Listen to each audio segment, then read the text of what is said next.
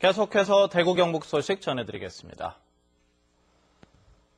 대구와 경북 지역은 오늘 대체로 맑은 가운데 오후부터 흐려지겠습니다. 오늘 아침 최저기온은 대구가 1.3도를 비롯해 구미 영하 1.6도 등으로 어제보다 조금 높았고 낮 최고 기온은 대구 12도를 비롯해서 9도에서 13도의 분포로 어제와 비슷하겠습니다.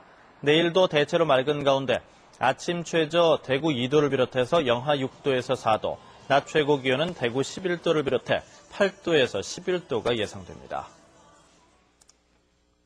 남편이 사망한 뒤에 유품을 정리하다가 남편의 외도 사실을 알았을 경우 상대 불륜 여성에게 부인이 위자료를 받을 수 있을까요? 법원은 부인의 손을 들어줬습니다. 금교신 기자가 취재했습니다. 일남 이녀를 둔 이모 씨는 지난해 5월 나이트클럽에서 만난 B여인과 성관계를 맺고 지속적인 만남을 유지해왔습니다.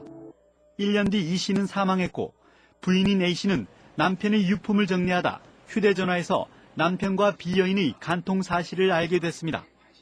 문자 메시지에 서로를 여보, 당신으로 부르고 함께 찍은 각종 사진이 발견됐기 때문입니다. A 씨는 충격으로 우울증 등을 앓다가 B여인을 상대로 손해배상 청구 소송을 제기했습니다. 대구지방법원 민사부는 내연녀 B 씨의 책임을 인정해 2천만 원의 위자료를 부인에게 지급하라고 선고했습니다. 재판부는 판결문에서 B여인은 숨진 이 씨가 A 씨의 남편이라는 사실을 알면서도 불륜 관계를 가져 A 씨가 아내로서 가지는 권리를 불법으로 침해한 만큼 정신적 고통 등 손해를 배상할 의무가 있어 이같이 판결한다고 밝혔습니다. 이와 함께 자신을 만났을 당시 두 사람의 부부관계가 파탄난 상태여서 불법 행위가 아니라는 내연녀 B 씨의 주장은 증거 부족으로 이유 없다고 밝혔습니다. 재판부는 다만 손해배상의 범위는 두 사람의 혼인관계와 가족관계 그리고 불법 행위에 이르게 된 경위와 기간 등을 고려해 2천만 원으로 책정한다고 밝혔습니다. MBC 뉴스 금교신입니다. 지역 기업들의 영업 실적이 많이 악화됐습니다. 한국거래소 대구사무소가 대구 경북의 95개 12월 결산법인의 3분기 영업 실적을 조사한 결과 매출액과 영업이익, 순이익이 각각 8.5, 35.6, 21.8% 감소했습니다. 이는 내수 부진과 원화 강세로 전기전자와 철강업종의 실적 악화가 두드러졌기 때문으로 한국거래소는 분석했습니다. 한편 지역 상장법인의 3분기 부채 비율은 41.5%로 지난해 같은 기간에 비해서 4.8%포인트 줄었습니다. 자원봉사자의 날을 맞아 대구 자원봉사자 대회가 열립니다. 오늘 오후 대구문화예술회관에서 1000여 명의 자원봉사자가 참석한 가운데 열릴 대구 자원봉사자 대회에서는 재능나눔 자원봉사 5개 팀이 특별 공연을 펼치고 제11회 대구 자원봉사 대상 시상도 있습니다. 지난 10월 전국 장애인 체육대회 때 자원봉사자들의 봉사활동 영상 상영과 자원봉사 유공자에 대한 표창도 있을 예정입니다. 구미시 종합자원봉사센터 소속 밝은빛 봉사단의 유옥순 회장이 2013년 대한민국 자원봉사대상 대통령상을 수상했습니다. 유 회장은 2006년 밝은빛 봉사단을 결성해 시각장애인의 보행과 사회 적응을 위해서 시각장애인 산행과 등반 보조 등 다양한 봉사활동을 해오고 있습니다.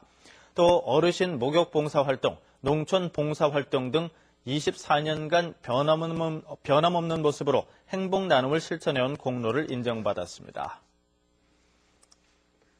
지역의 우수한 인재 양성과 교육 환경 개선 사업을 목적으로 지난 2008년 12월에 설립된 김천시 인재 양성재단 기금이 100억 원을 돌파했습니다. 당초 2018년까지 장학기금 100억 원을 조성할 것을 목표로 했지만 시민과 출향 인사, 기업과 단체 등의 적극적인 참여로 5년 앞당기게 됐습니다. 김천시 인재양성재단은 원금은 적립하면서 이자만으로 지역 중고 대학생 700여 명에게 10억 2천만 원의 장학금을 지급했습니다.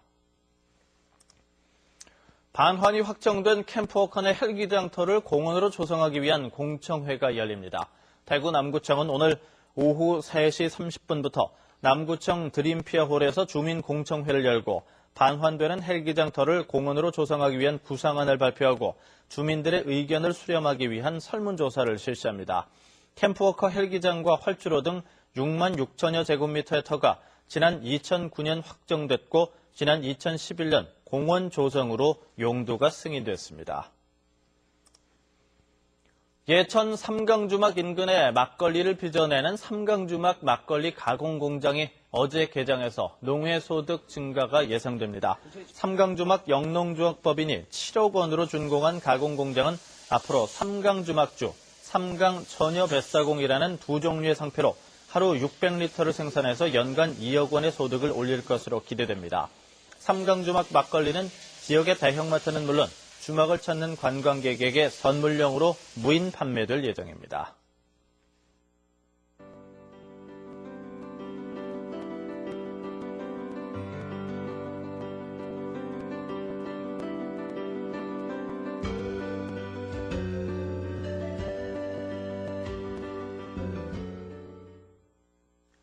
MBC 생활뉴스를 마칩니다. 고맙습니다.